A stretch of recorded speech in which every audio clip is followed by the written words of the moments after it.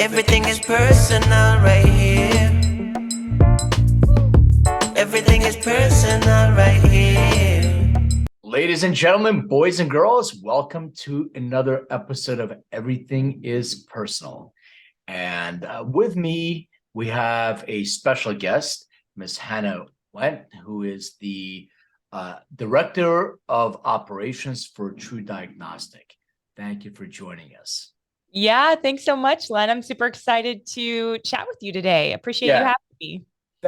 thank you, thank you. I was just saying beforehand, this is an exciting episode for me because I'm going to geek out on things that I'm interested in. Normally, I don't get to talk about this on my show, but and especially with other people, they think like I'm on a different planet. What do you mean? Well, what the hell is an exosome? What are you talking about? So when we get with a biohacker community, which we got to find another terminology to, for this biohackers kind of, probably 2000 and the 12 or something, that term. We got to update our terminology. I agree with you there. I do agree.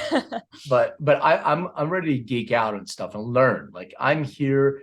You're gonna teach me everything I need to know about epigenetics because I'm pretty well versed in genetics. So this is exciting for me. But before we get into that, I want to know a little bit about you.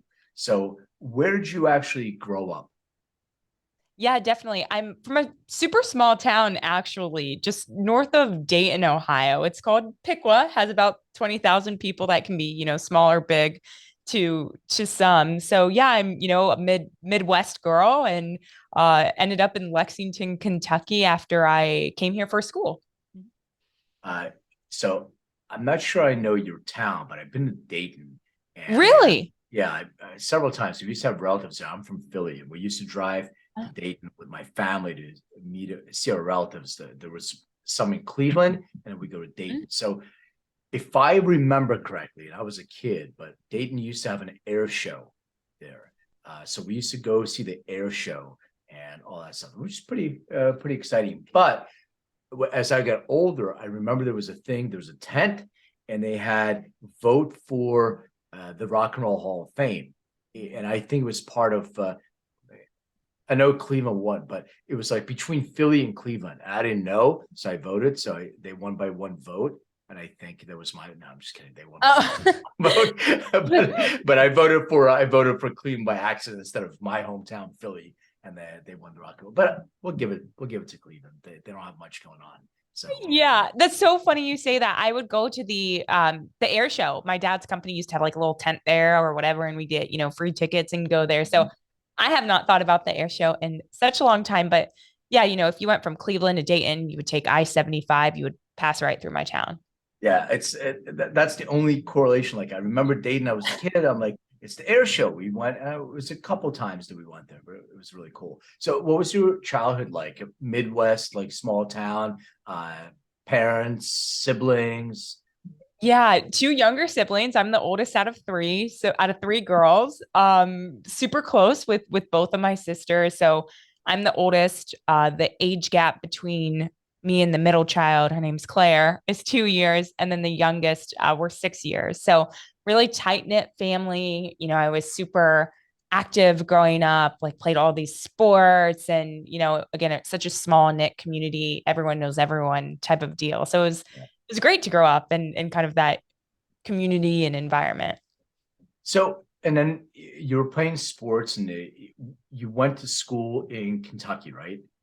Yeah, Or that's right. University of Kentucky. what did you go to school for?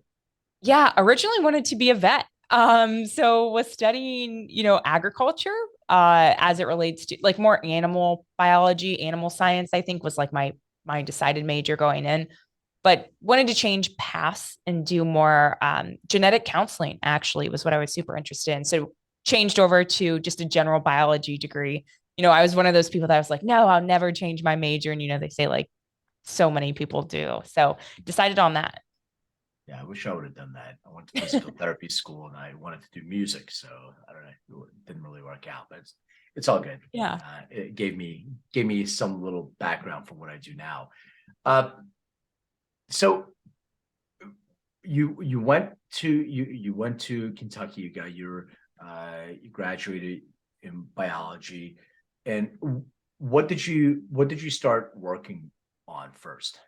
Yeah, I had a really unique opportunity. Weirdly enough, about like 15 minutes south of Lexington, there's a smaller town called Nicholasville, Kentucky. And I had an opportunity to work at a compounding pharmacy. So, took an entry level position there, worked my way up, ended up doing some sales. But the reason I say it was a unique opportunity is because that compounding pharmacy really specialized in peptide products.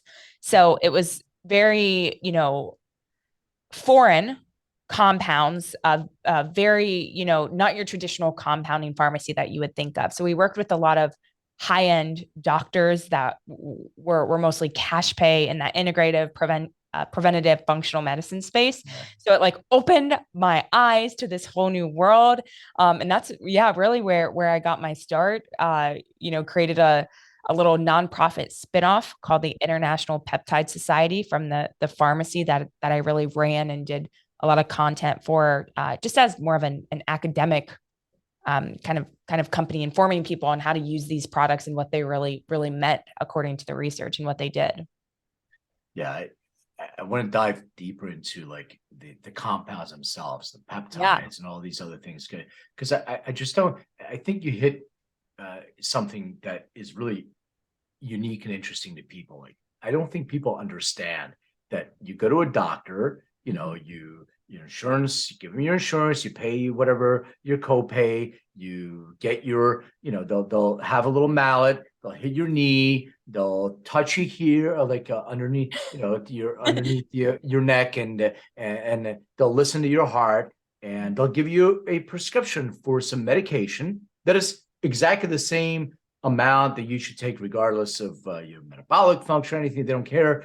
And you go to a pharmacy and get medicine, but there's a whole different type of medicine you can get from actual doctors, from MDs, DOs, everything else, because they're not, not, they didn't go to medical school. They went to medical school, got the same degrees, but they practice a whole different type of medicine, which you mentioned, functional. And I think people don't understand that there is a way for us to practice medicine where it's more preventative, where it's looking at predispositions, looking at things and what we can do, and more collaborative. So is that the way you kind of understand it as well? Oh, definitely. It's something I haven't like expanded on in such a long time. And it's so important because right now, just like you mentioned, we call that a sick care model. That is what we are currently in, where you only go to the doctor if you're sick. Maybe you do your like once yearly checkups where again, you get the same prescription regardless of, your biological makeup. So we're in this kind of awful feedback loop when really we should be going to the doctors when we're healthy, when we have nothing wrong with us, and making lifestyle changes or maybe taking a couple supplements here and there, again, depending on who you are and what you're looking for in terms of an outcome. So it's about preventing diseases and preventing that onset, right? You want to push diseases to have that happen later in life, what we call health span, right? How many healthy years do you have on this life or have on this earth during your life, I should say. Yeah, I definitely want to get into the definition of that. But, I find it really fascinating where this model, somebody told me that the pharmaceutical industry is the absolute number one subscription model in the world. There's no better subscription model because you go to a doctor, they give you a prescription, and then if you have side effects, and which is fine because he can give you anything that's going to give you side effects, but there's other medications for that too. So you are constantly on this revolving door. And what better subscription model is there that has a pill for everything? And I find it fascinating. I never really watched like traditional TV or regular TV, like whatever, Netflix and all that stuff. But I was watching, maybe it was sports or something like that, where I was forced to watch commercials. And then these medication commercials came on. And one of them I found was interesting. I think it was for acid reflux, which, okay, I mean, acid reflux, it's not, I not a doctor, but I don't believe that it's something that's going to be lethal. It's you can address that with maybe over the counter medication. Maybe you can address it with, changes of diet. Ooh, well, who would have thought of that? But they have this medication, and the side effects were literally cancer, death, and all this stuff. And I was like, wait a second, you're going to take a medication to help you quickly with your acid reflux, that the side effect is death. Yeah. And people are taking it. And they go through it really quickly. I'm like, okay, well, so I find it really interesting. But as you said, preventative, a way to go about and looking at your body as, there's a vessel, there's things going on. You should do an oil change. You should do all these different things to make sure your body is functioning correctly. So question for you, what does epigenetic mean? What is that? Yeah, love this question. We'll get the ball rolling here. So you said you have a great understanding for genetics. So let me define that first, right? Your genetics, and hopefully, most people have some understanding there. That's your genetic makeup, your nucleotides, your A's and T's and C's and G's. Your genetics it's not going to change. Those are the same in your eyes and your heart, everywhere in your body.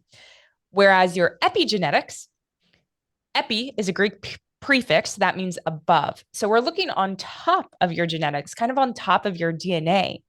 And there are these epigenetic modifications that control how your genes are expressed. So they're like light switches, right? You're turning some genes on, turning some genes off. Some people think about it like a computer system where your genetics is the hardware and your epigenetics is the software. So like our environment and all of these different things affect those light switches, which is just super unique. Like you were saying, maybe change your diet or maybe do other things, right, to get a certain outcome of interest. Yeah, I the analogy to use is one that I use all the time to explain genetics. I tell people all the time, you're born, you have DNA from your mother, DNA from your father, and it's programming. So maybe a computer makes sense, but I like the light switch. So some things are turned on. There's think of it as all these light switches, like a panel in your electric panel, right? You have things that are turned on, and what you do with your lifestyle can actually turn those switches on or off, and hence so it's a great way to explain that, and a great visual for people to have.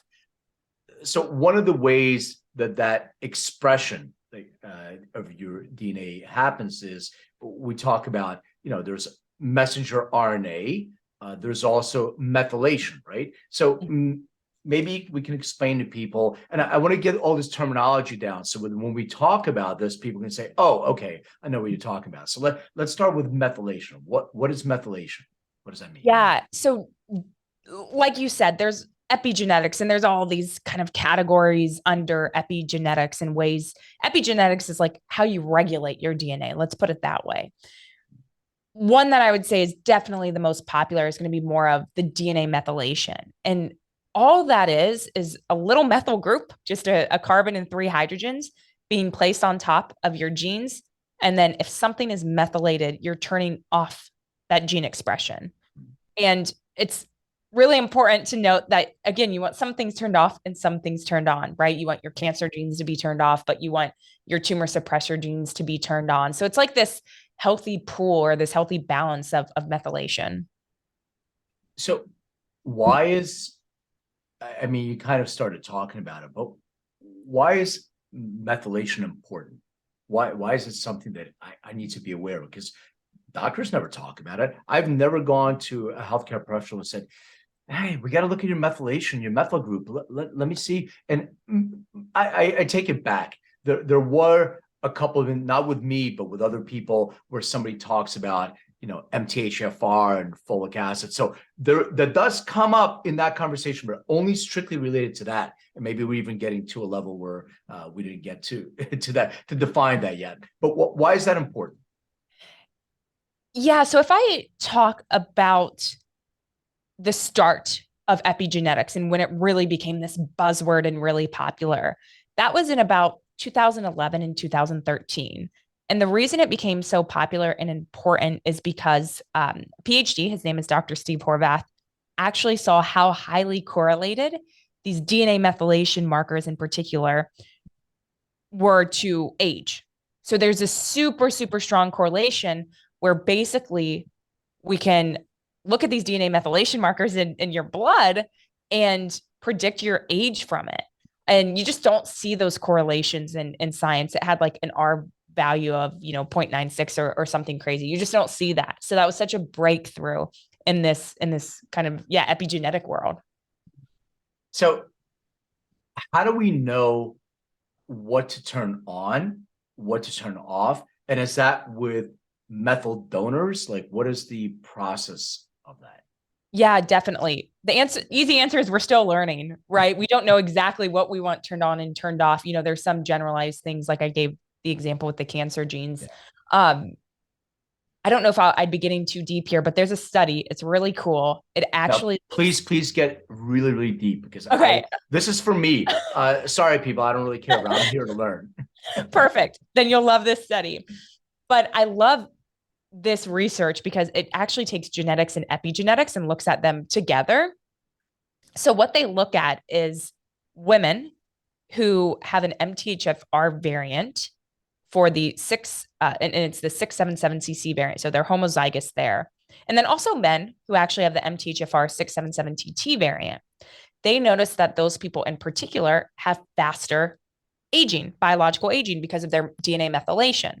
Mm-hmm. Now, what they noticed is if they supplemented with a methylated cofactor, which is, I think, the question you're asking, like the 5-methylfolate or the methylcobalamin, they almost see an instantaneous reversal in their biological aging.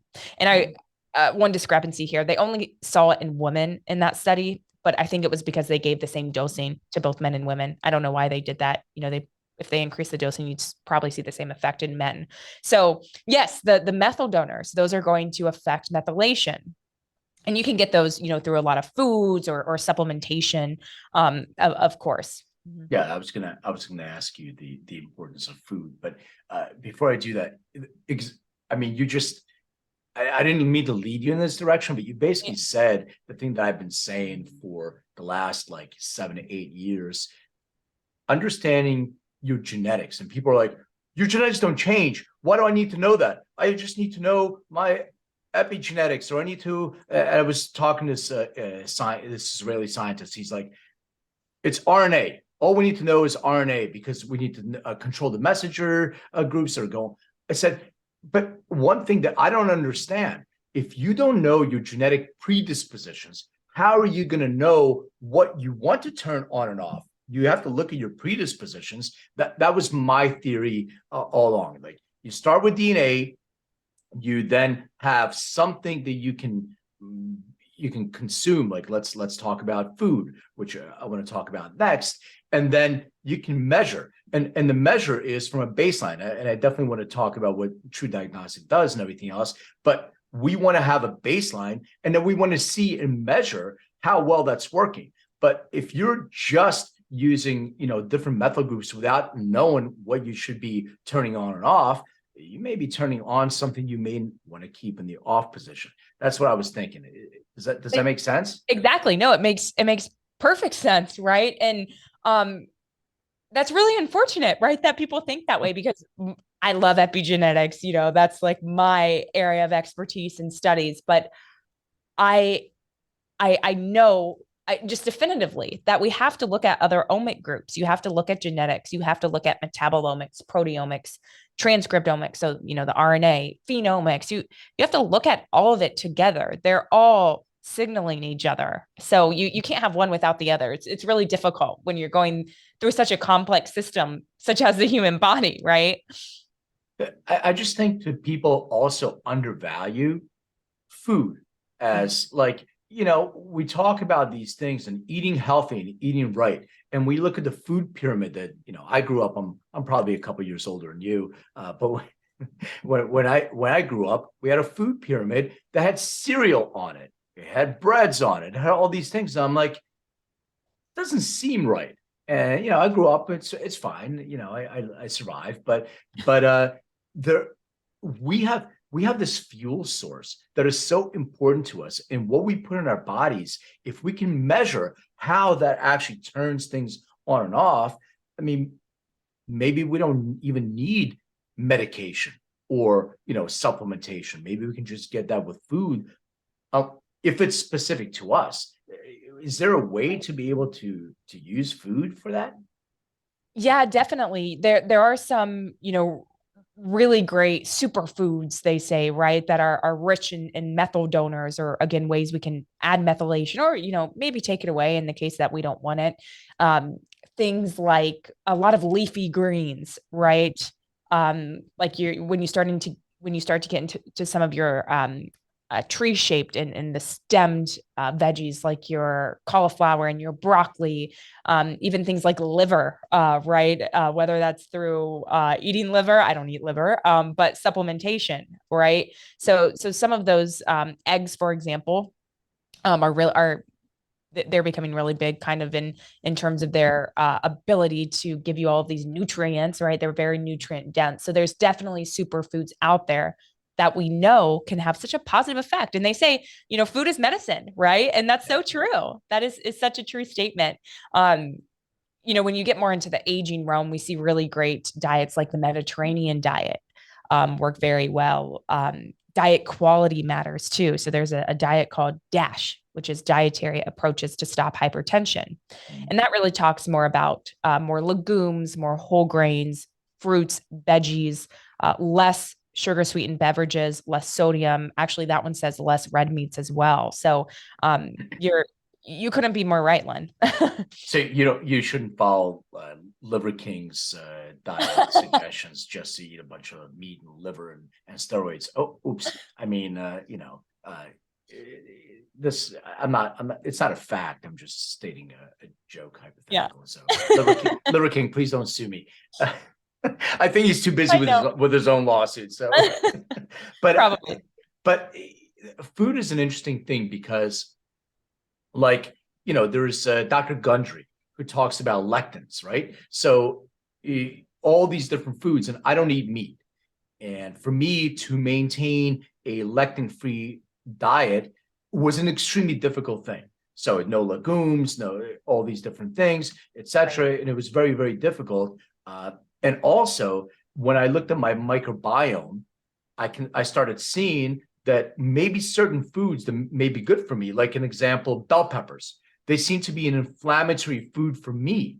So yes, as a whole, food is extremely important, but maybe we can find a way to personalize food for us. So here's your genetic predispositions. Here's some of your microbiome or other things that may be inflammatory foods for you. Let's find within that a balance, and then look at the methyl donors and look at those rich green leafy vegetables and all those things, but they're specific to me because I have a specific gut microbiome, and there is a connection between the two. So are we even having this conversation? Do people do this? Is this something that's like, next level futuristic stuff? Yeah, I mean, it seems like such a simple concept, right? And it's like, oh, I wish I would have thought of that, or some big business idea. It's happening. I as days go on, as our fields become more in depth and infatuated with all of this great research, it will become way more personalized. The one thing about epigenetics that is so exciting, but just equally as frustrating, is that it is so new. We're still uncovering and understanding a lot of what this means. And, same with genetics, we're still finding new things. So we'll have to, edit kind of plans and protocols, procedures, interventional diets as time goes on. But I definitely see it getting there in the future. And that'd be great, right? You're optimizing yourself from within, starting with a healthy diet and good food. And who doesn't love food? Yeah, well, that's what I think people get all confused. Like, well, that means I'm going to have to eat food that tastes like cardboard all the time. It's like, no, you don't. I mean, food, there's so much amazing choices. Maybe because I live in LA, I have all those options. Maybe in Dayton, Ohio, you have limited options, but I'm sure you can find something that's going to be aligned with you. Yeah. So what are methylation? What are methylation adaptogens? What does that even mean? Yeah, so methylation adaptogens, those are going to come in and really alter your epigenetics in another way. So these adaptogens are going to just be kind of transposable elements on the DNA. So let me think of a good example here. You can also have them from food, from different foods and different lifestyle factors. And I know you can talk about different aptogens.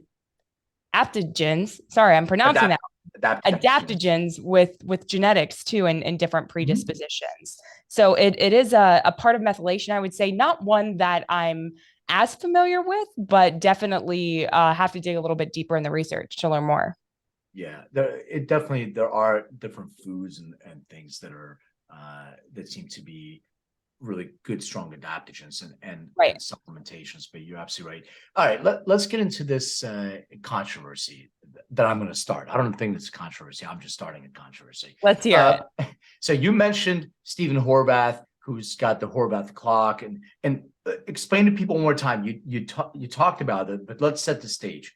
Biological age. What is biological age, and why is that important?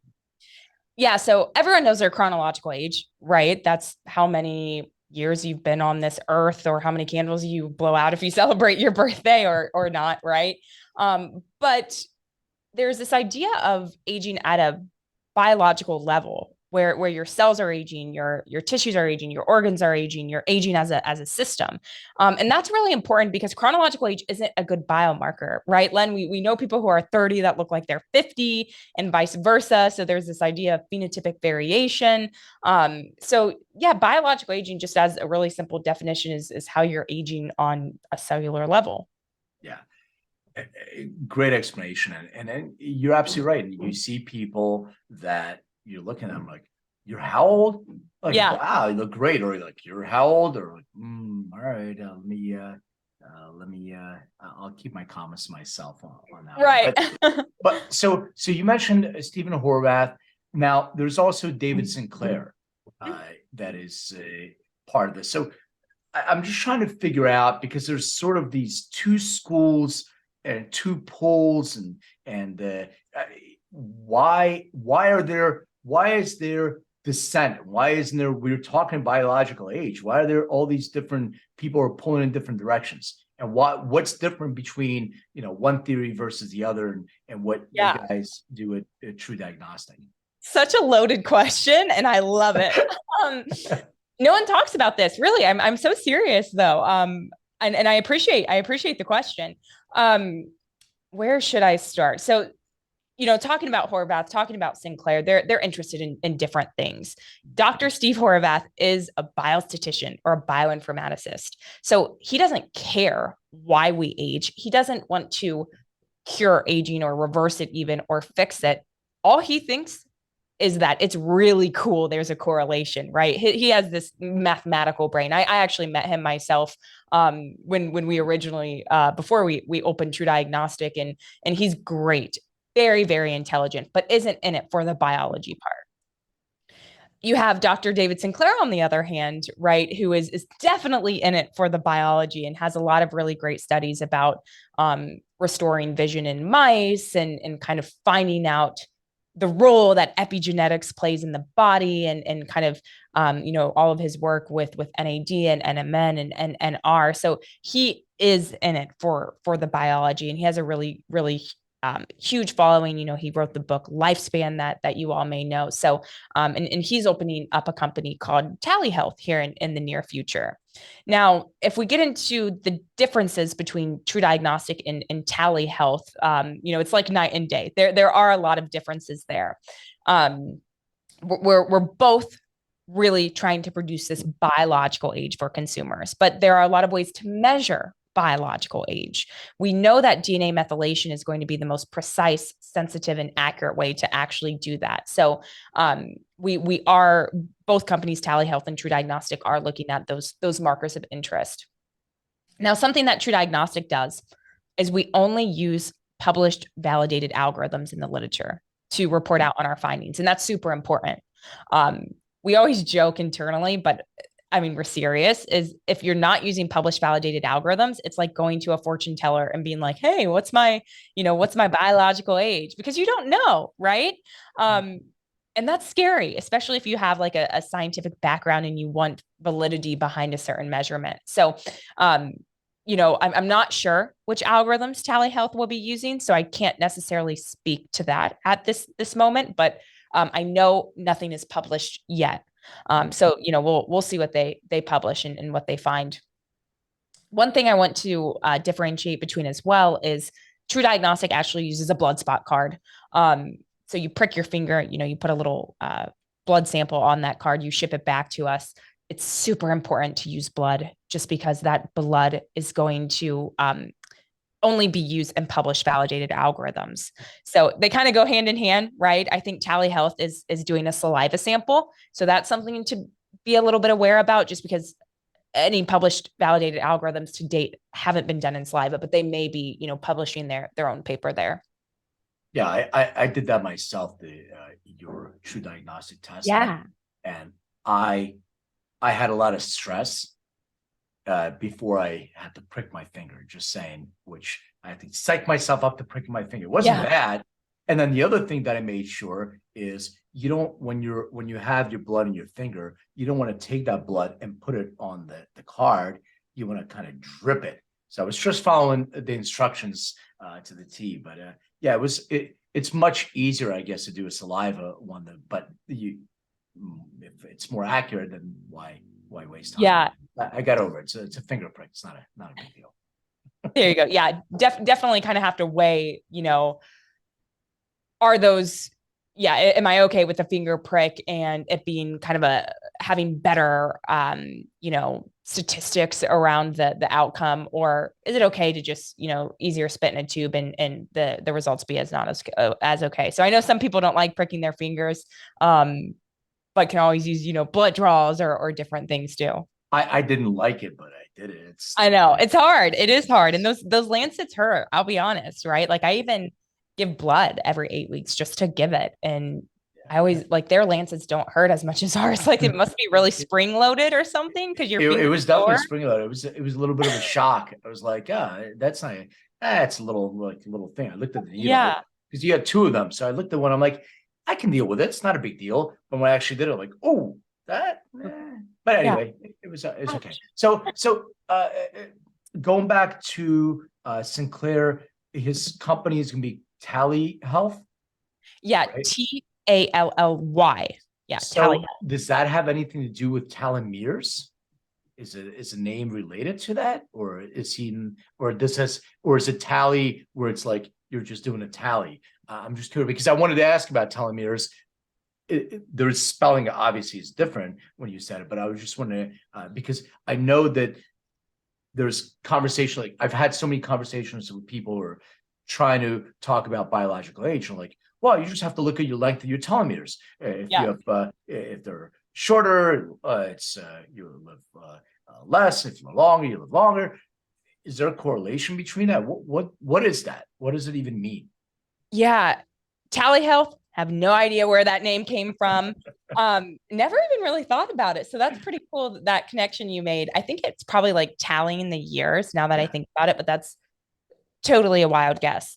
Coming back to telomeres, great subject to talk about because again, people have very different views.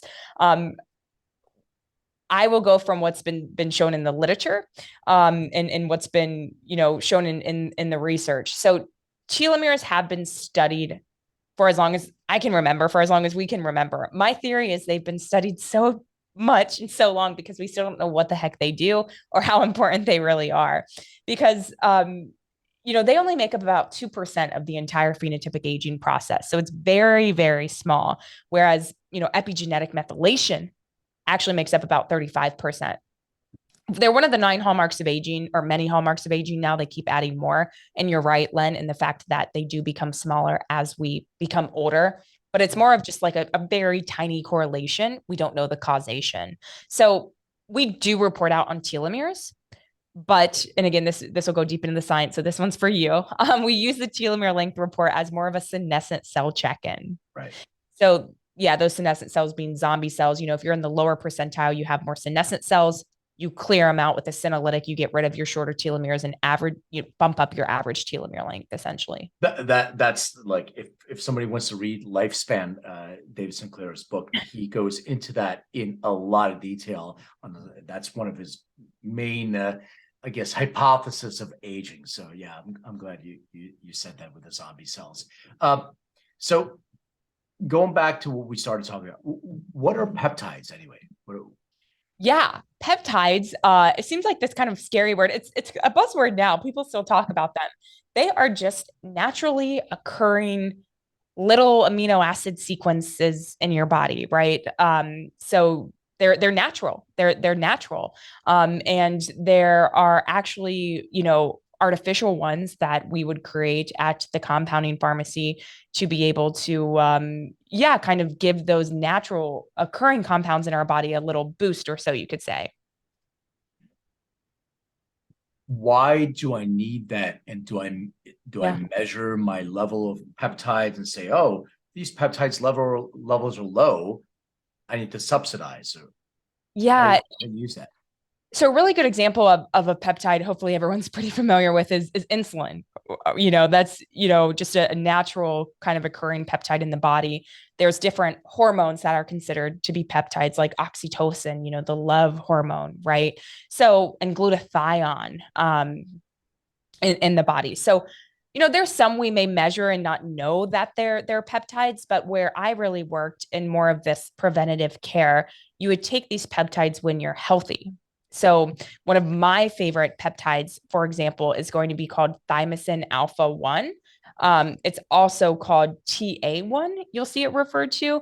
This peptide is actually FDA approved, but it's a really nice peptide that will help with immunosenescence. It's like a booster for the immune system. So people would take this maybe before they're traveling, right? They're getting exposed maybe to a lot of different cultures or different viruses, et cetera. People took this when they first started hearing about COVID because maybe it could help with, COVID infection. So people really use the peptides we were creating, again, as more of a way to prevent the onset of different sicknesses. Yeah, so more of an immune boosting supplement in a way. Exactly. So a lot of these peptides are going to be injections, actually. So they're going to be little, subcutaneous kind of or intramuscular injections. A lot of them you feel better from them right away. That's why everyone loves peptides. There's some peptides like it's called melanotan that make you tan. There's some one called PT141 that's also actually FDA approved that helps increase your libido. And so there's all types of kind of crazy products that we would offer, but really fun line of work. Yeah, it's exactly what you said. Some of them you feel right away because I know that you go to some functional doctors and they give you injection, like it's a B injection. Like you can get an IV drip, which I don't get. So people, I don't like to get my blood drawn. It's a blood media, even though I'm all tattooed on my needles. But it's the whole thing of my blood belongs to me. I don't want to. I'm good for. I'll share in other ways, but the blood's gonna have to stay in my body. But there's this, you get these IV drips and like you walk out, okay, but when you get a B shot, you feel that makes you feel a certain way. So people love the things that you can feel right away. So let's talk about stem cells. And I don't know what your knowledge of stem cells are. Mine is limited, and in some ways, I definitely read a bunch of books on it, and I'm trying to first of all let's talk about what are stem cells, and then let's talk about what's permitted, what's legal, what's not legal. Both of us not being attorneys. I'm not an attorney. You're not an attorney. I'm assuming, right? So we're definitely not. We're not gonna talk about legalities from that standpoint that we know the law, but just from what we kind of know and read and etc. Yeah, stem cells are, there's like all different types of stem cells, right? You can get stem cells right now. You can even get exosomes. People sometimes I think get those confused too. But stem cells are going to be like the body's raw materials almost, right? So they're these newer cells that are going to they're these cells from which all these other cells are have specialized function and are generated. So you can get stem cell injections, for example, or you always hear the stories about people going to Mexico, right, and getting like the full treatment of stem, or Panama, and getting the full treatment of these stem cells. So it's kind of this like uh what's the word I'm looking for? It's a cell that's not differentiated yet, right? And you're sending it maybe even to certain spots of the body. So like athletes, for example, may get like a stem cell injection in their knee if they're having knee pain, right? And need like more support there. But some people use them more for like a functional preventative purpose as well. So a lot of different utility, a lot of uses, a lot of legality questions around from sourcing. Yeah, well, I think there's a level of, so Robert Harari, who's actually partners with Peter Diamandis and Tony Robbins. I think Tony Robbins wrote a book. I'm trying to remember, what was it called? I'm trying to remember his book. I'll remember it in a minute. I'll Google it. Yeah. But he wrote a book that they're opening up these found life centers. And Robert Harari, which are interesting, extremely expensive, but interesting. The concept makes a lot of sense. It's something we're talking about, preventative, medicine. But one of the things that he talked about is sort of scaffolding. And I remember that analogy because, and he started discovering stem cells from placenta. And one of the reasons why I believe stem cells were illegal is because they came from embryonic stem cells, from embryos. Yep. And I remember during one of the presidential administrations, I think it's Bush, but not being political in any way, I think there was a lot of resistance to using embryonic stem cells, which, whatever your opinion is, that's fine. But now we have other scaffolding available to us. We have placenta stem cells, which we used to throw out in the trash. We have stem cell made from leaves. We have organs that were growing from scaffolding, and now 3D printing these things. I have no idea why it's illegal. There are, I think, 3 labs that can sell stem cells. Out of California, you can't even get stem cells. So I'm trying to understand where the controversy is besides the embryonic state which I mentioned. Yeah, you did. Thank you for that great overview of stem cells. You gave a great like historical introduction compared to here's what they are type of thing. But yeah, I don't know where that controversy lies. I think people are still stuck on the embryonic phase and maybe just not like willing to open up their mind to the new technology, because when a new technology comes out, right, people get really worked up about it. They're not sure what to believe, and it's really hard for them to understand. There's a couple clinics we work with actually use these different type of stem cells. They're actually called V cells, but they're vessel-like embryonic stem cells, and they're actually these stem cells that you guide through the body with these types of lights and lasers. And it sounds really foreign, but we actually get really great results with kind of shifting some of those methylation markers in your favor too. Well, that's exactly what I was going to ask you about, the correlation between, and I want to ask you about exosomes since you brought those up in a second. I just want to, I'll give you a chance to kind of gather your thoughts on exosomes, but the whole thing with stem cell, I can tell you from our experience with dealing with people that have conditions, when we're looking at their endocannabinoid system, we can see imbalances in their endocannabinoid system. We can see their predispositions, genetic predispositions. We can, multiple sclerosis, that's a great example. We've had patients that went to Germany, that went to Mexico, and had stem cell treatments. And I'm not going to say that they're cured of multiple sclerosis, but I can tell you that all the symptoms that they were expressing previously have gone away. Now, it's not just one thing, and I want to make it clear for anybody who's listening.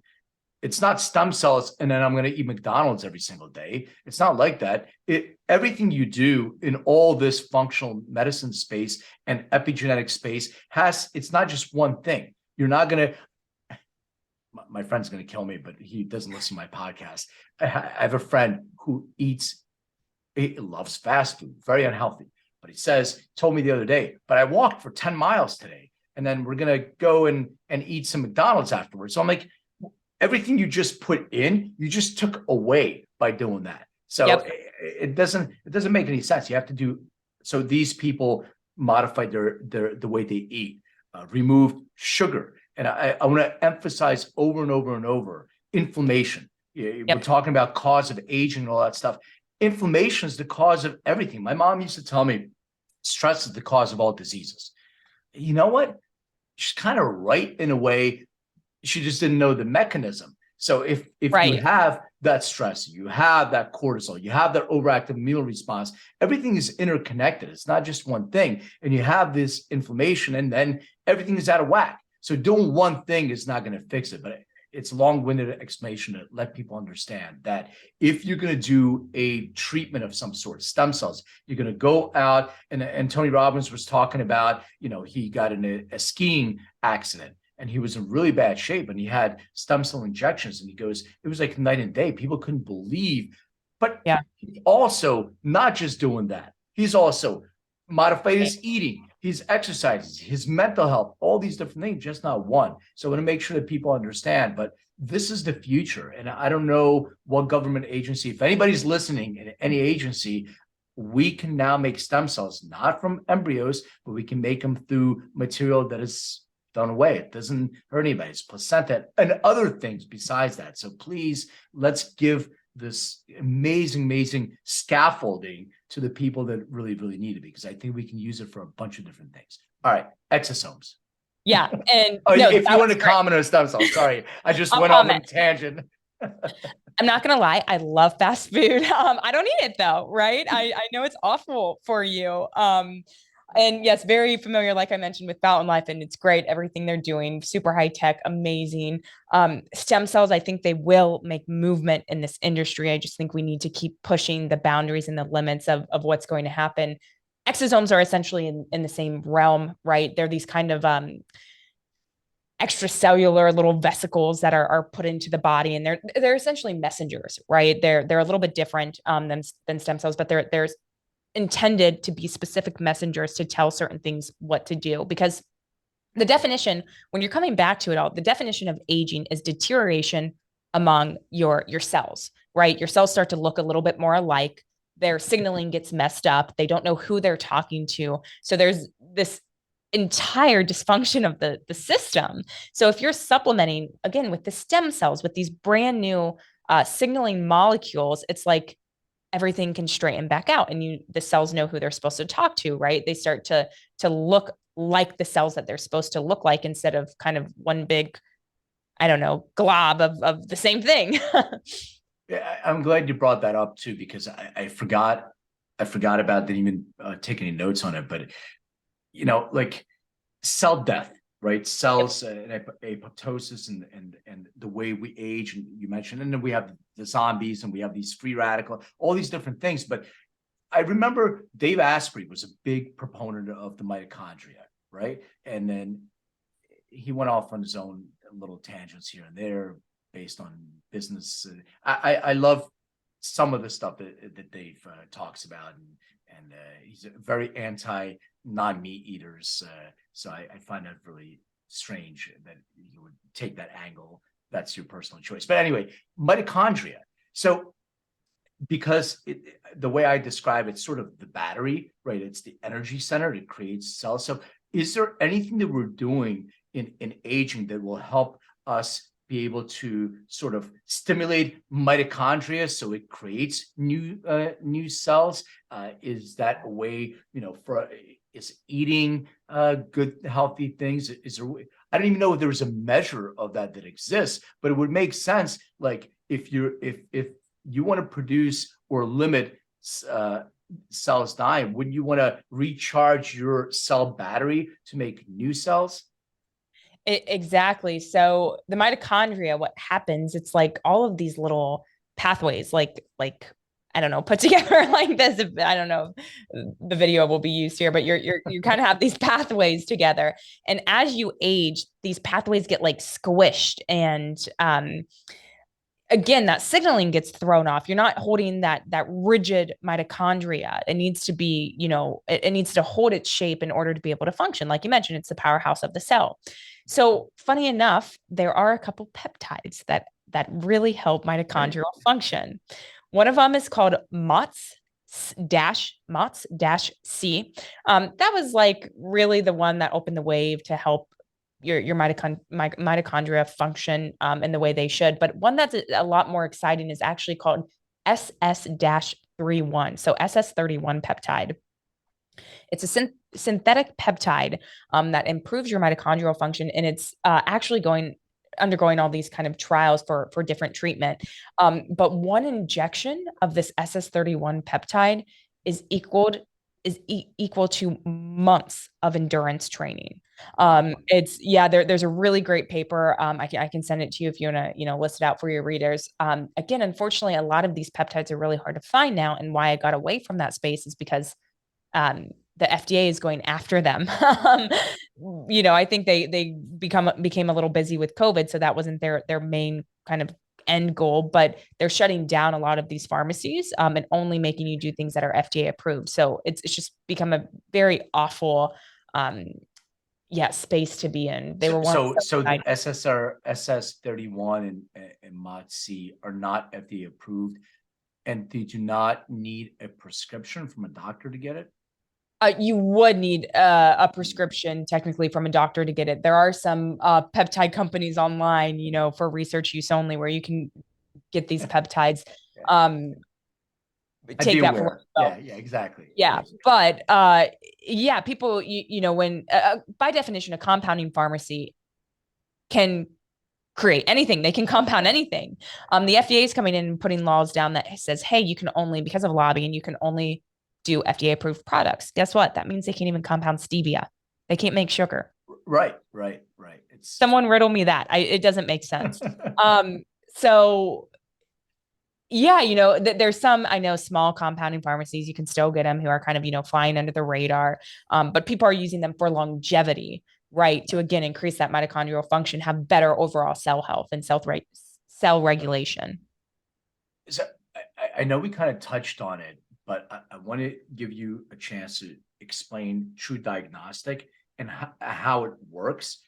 And I did it myself. I'm still waiting for my biological age. I think I'm hoping to shave off maybe 2 to 3 years and then see if I can get. But I just had a conversation with somebody who was turned 45. Their biological age was 48. And I was like, man, I'm concerned. I mean, you're older. He goes, yeah, but I dropped 80 pounds. So they're doing better. They used to be extremely overweight, and now I think their biological age was much higher, and they're working their way to getting that. So your goal overall is to have a biological age that's hopefully lower than your chronological age, which will then improve your health span, which will then improve your lifespan. Because I think one of my biggest fears is, and I'm not the only one, obviously, and many people, is like to be incapacitated when I'm old. And all the studies, like your last 15 years of life is like your most miserable 15 years or longer of life. People are sick, wearing diapers and all that stuff. I don't want to do that. That's why people are like, I don't want to live. I talk to older people like, I don't want to live to 100. I don't want to be like X, whatever. So yeah, anyway, how does TruDiagnostic work? Yeah, definitely. I'll just start from the top. You get a little kit, blood spot card. We talked about that. You ship it back. We measure about 900,000 different methylation markers on top of your DNA. And we interpret those with those published validated algorithms I mentioned to look at how you're aging in all of these different ways. So we even do more than just that, though. So epigenetic methylation isn't just biological aging, it's a biomarker. So we have a couple really fun reports, some other disease-based reports that we can give you as well. And you get this really nice comprehensive overview of your health. And what happens then is we can go over your results with you once you get them back and start to make changes because it's changeable. That's the benefit of this epigenetic methylation testing is you take a baseline, you implement some really great protocols and based on the literature, we can talk about that, different interventional trials. Then you retest again in 6 months or maybe 12 months and, see if those changes are working or maybe not working. Maybe you want to adjust something, maybe you want to get off certain medication. So it's like again, it needs a different word, but it's like you're biohacking your body. It's objective data. The data does not lie, right? It's actually proof if what you're doing is validating, if it's working or if it's not working. So let's get into that. I wanted to really see what practical things you can do to reduce your biological age. And you talked about interventions, and we mentioned food in a way. But so I did my my TruDiagnostic test. I am now instead of 50, I'm 40, which is great. Maybe even I'll go into my 20s at some point. That's my goal, and then start over again. But so I got my age. What do I do? What are the interventions? What can you do? And maybe you can also talk about what can you do like day to day. So or what are the things you may need to have, physician intervention, like you mentioned some of the peptides. Maybe those are other things that you can do, but you need a physician to prescribe that. Yeah, definitely. I love starting with lifestyle factors first, right? That's like if you don't get those in line and in tune, it's like putting a bandage over that and not addressing that real issue. So, less stress, better sleep, better diet. We chatted about. Well, sleep. I'm going to ask you a question on sleep. Yeah. Better sleep. Are there? And by the way, there's a million sleep experts and studies and all that stuff. And we know Michael Bruce, the sleep doctor, and all that stuff. So it's the quality of the sleep that you get is important. Is that correct? Not just 8 hours a night that everybody tells Correct. you 8 hours a night. Actually, quality looks to be a little bit more important with the methylation than quantity. We know quantity is important, but there was a study done with the Women's Health Initiative where people who essentially had more insomnia related like symptoms had worse off aging, right? So it's definitely more about the quality as well, but quantity too. So they're definitely both interrelated. Okay. Yeah, and the exercise regimen, right? You want to get good aerobic, anaerobic, a really nice mix. You don't want to be going in the gym, pumping weights every day and sweating. You definitely want to do more of the walking, the yoga, the breathing exercises as well. Those are considered exercises. Obviously limit your alcohol intake, limit your cigarette smoking, tobacco, and any toxic based exposure or load. Those all have to do, with changing methylation for the worse, not the better. So those are some really quick lifestyle tips and tricks. We talked a little bit about the supplements, the methylated B vitamins, the most studied supplement, and probably my favorite, if I were to say, what's one thing for your biological age, would definitely be vitamin D. That's just been, a good one time and time again. Can I just interrupt for a second? I have a vitamin D story. So I had a doctor. I went to get my my physical. Yeah. And got my physical, everything was good, but he's like, yeah, your vitamin D levels are low. I'm like, well, it's 90% of the people have low vitamin D, but okay. He goes, I'm going to prescribe some vitamin D. And I don't get prescription medication. I don't take anything. Prescribe vitamin D. I thought it was odd. So yeah, I go to my CVS pharmacy, he called it in. I had set up an account because I'd never used them before. So I get my vitamin D, I bring it home, I look at it, and it said 50,000 IUs. And I was like, what? That seems very high. Why would I need that? I started looking at the internet, and people are reporting like bleeding, all kinds of health side effects from taking a very, very high dose of vitamin D. Then I started seeing that there was a trend for like a minute where doctors were prescribing a very, very high dose of vitamin D without any knowledge of what you need. So I was like, Yeah, I threw that in the trash and Yeah. 5,000. Yeah, very, very odd. I think I remember that trend as well and seeing it like in the news and random blog posts. The reason why I bring this up to people is like, yes, I'm not saying don't trust your doctor, not at all, because some people have amazing healthcare professionals that work with them. Just do your own due diligence on things. Just take a pause. Just because it's no longer 1935 where like, here you go, take this and don't ever question it. Right. Like question it. It's okay to question it. So, go Yeah, ahead. definitely. Definitely. No, supplement, there's one called alpha ketoglutarate that looks super interesting. It's really good for those athletes out there listening or people who may overtrain. It's really good for cellular repair and recovery. Um, you can kind of get into the medication and the supplements. Those may blend a little bit together. We really like DHEA for mitigating the cortisol levels, right? Lowering those. We're still looking into like the NMN, the NR, the NAD. Can you get DHEA over the counter, or do you need a prescription for it? Or does it matter which one you get? It doesn't matter which one you get. They're essentially all the same, but you can get it over the counter. I know in Canada it's considered a prescription. So different like countries, it's a little bit different. But yeah, medication wise, we're still learning a lot. There's some different, I would say, injections and peptides and things. But again, the research becomes a lot less exciting because they're really hard to source. So a lot of people are staying away from those clinical trials. And we have a lot going on with, I would say, more of the procedural based things like the hyperbaric oxygen chamber therapy. That was my next question. Yeah, I was going to ask you about hyperbaric oxygen. Yeah, they did a study in Israel, a couple years back, looking at DNA methylation as it relates to telomere length, and saw really good results. The paper was okay, I'll be honest. So we're doing our own clinical trial with Dr. Jason Saunders. He's an expert in hyperbaric, and I think we're actually running those samples now. So it takes time to do the before and after testing and get those results. So we'll be exciting to find out what we see.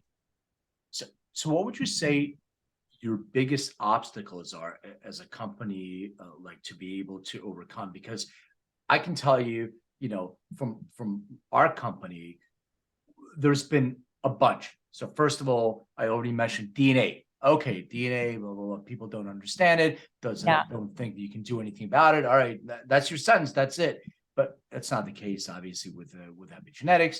And then the other thing is, because we were in the cannabis space, there's so many different obstacles with even though we have this amazing endocannabinoid system. Oh no, if you even mention endocannabinoids, Google will block you. Yeah. Just mention endocannabinoids in this program, so this may get blocked too. Who knows? When I get posted. But what are some of the biggest obstacles that you guys have to overcome? Great question. When I just think about like the company in general, because we have a lot of different like buckets and projects and things going on. Education. I think it just boils down to that. Like it's so simple, right? It sounds so silly, and people are probably like, "Oh, that's stupid." No, education. People do not know what epigenetics is. When they think of DNA methylation, they think of MTHFR and COMT genes. They think of SNPs, and it's different. So even some healthcare providers don't know that, and I'm glad they're still signing up for an account and willing to learn, right? But it's education. So again, as we get more research, as I'm having conversations with people like you, Len, this hopefully will become a lot more prevalent in today's age and space. So we can only hope, and it will. It already is. I agree with you. And I went to A4M, and they said this was I think they tripled the turnout that they did in their previous years. So people are looking to hack their age and get healthier and live longer, healthier lives. So, and I agree with you about education. I mean, we have healthcare professionals that don't really understand genetics, also. Right. And if they don't, they're automatically, it doesn't make sense. It doesn't work. It doesn't mean anything. Be open-minded. If you're a healthcare professional, that's been doing this for a long time, think about it this way. The endocannabinoid system was only discovered in 1992. If you went to medical school, you may not even know this system exists, but it's extremely important. So everything we're doing that's new, just be open. Like things happen all the time, changes happen all the time. Just be open to receive the information. And there's a tremendous amount of noise out there. So maybe you can filter through noise. Okay. So I have some other questions that I ask all my guests. We never brought this up, but I'm gonna ask this question before I get into all the questions, because I wanted to know if you looked at this, or is this an important factor or not? And if you didn't, that's fine. Cannabis itself, is that is there anything that's you've seen through TruDiagnostic that affects biological age one way or another? Because we talked about cigarette smoke, and we obviously know that that's bad for you. Is there anything with cannabis that you would say that you've seen one way or another? So we published a study. Her name's Natalia. She's great. She's a bioinformaticist, but she does these like correlation based studies essentially. So, again, correlation, not causation. We're learning a little bit more.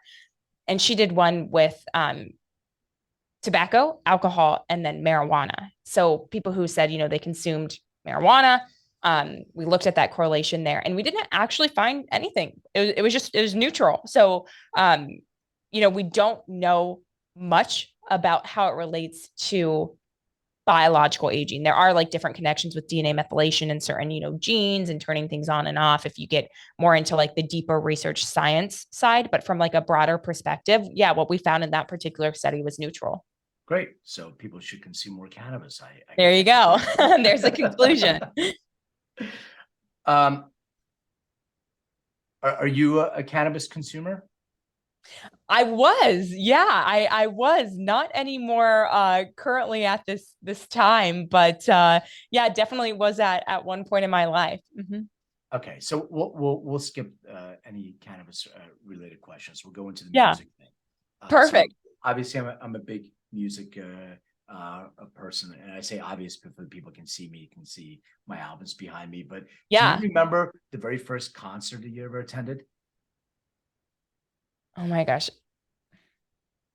I think it was like some type of like country concert, probably like Rascal Flatts or someone at like our, small Miami County fair where they would have like people who were nobodies at the time. And then like a couple years later, they would be like this massive kind of hit country star. So it definitely had to be a country concert. I don't listen to country music anymore, but like grew up around it, which is, yeah, a little embarrassing to admit now. It's fine. Country's crossing over a lot. Well, all right. So what was the last concert you attended? Last concert I attended, actually, it was the Red Hot Chili Peppers in Nashville, Tennessee, and it was awesome. It was amazing. It was actually, yeah, probably one of my favorites. They put on just such a great show. Yeah, I went to that at SoFi in LA, and I was in the pit, and I could actually like reach out and almost touch them that close I was. Yeah, it was an incredible show. That's crazy. Yeah, they put on, yeah, a heck of a show. Yeah, I think Thundercat and Beck were the opening acts for that. So they had Thundercat and Beck. And Yeah. Chili Peppers. Fantastic. Yeah. Do you remember what the very first album you bought, or not album, maybe CD or whatever? Oh, I don't know. It had to be another country one. I think it was probably like a Taylor Swift one, maybe like one of her very first ones It's really funny that you said country and Taylor Swift, because she's like a huge pop star now. Yeah. So But she used to play country. do I know. more of the country. That's such a good point. Yeah, I'm actually going to her concert in July. I think my friend in San Francisco got, yeah, some tickets from that, Lucky ticket you, fiasco. it's apparently a very difficult thing to do, is get tickets for Taylor Swift. Yeah, I guess. So we'll see. I'm super excited about that, but I'll have to report back to you then and let you know where it falls in the ranks.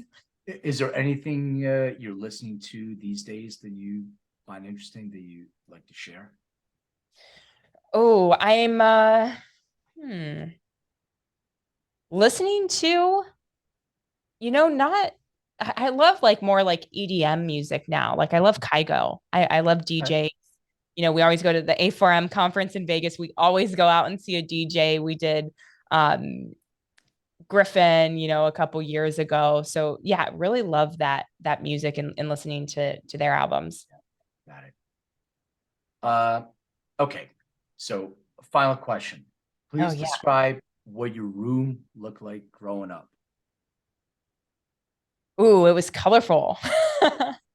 These are great questions, Len. It was colorful. So I remember like, yeah, like splotches on the walls and like flowers and it being, I would definitely say that I was like a tomboy growing up, but like looking back, my room definitely didn't represent that. So I think like my mom was probably behind like the colorful like walls and things of the sort. Lots of stuffed animals, ton of stuffed animals. Um, That doesn't sound like tomboy to me, but okay. You can yeah, really no, put it it either really, way. it really doesn't. I mean, I want, yeah. So it wasn't a Any representation. posters Yeah. on the walls or any posters or anything? Any No posters. Probably like you know those like high school things like the posters they would do for like soccer schedules or football schedules right, for like right. your school. So like my school's like yeah, kind of posters, you know, looking up to the people like, oh, they're so cool playing like high school soccer and stuff. So more like sporty posters. Cool. All right. Hannah, where can people find out? I know you do your own show, so plug where people can find you, where they can Yeah. connect with you, and then TruDiagnostic as well. Yeah. So I have created a little side venture called Everything Epigenetics. My podcast is going to launch on March 1st. You can follow me on Instagram at Everything Epigenetics, everythingepigenetics.com. TruDiagnostic, if you want to learn a little bit more about our testing, just go to trudiagnostic.com. TRU, no E, and then diagnostic is singular. But yeah, feel free to message me, shoot me an email, Hannah at trudiagnostic.com if you all have any questions, or just ask Len and I'm sure he'll forward it on to me. For sure. Hey, thank you so much for being on. Really appreciate your time. It's great education. Yeah. I feel like I'm almost at like beginner level with Oh, epigenetics after this. no, you're doing great. Thanks, Len. I really appreciate your time. It's been awesome. All right, take care. Thanks. All right. Bye-bye.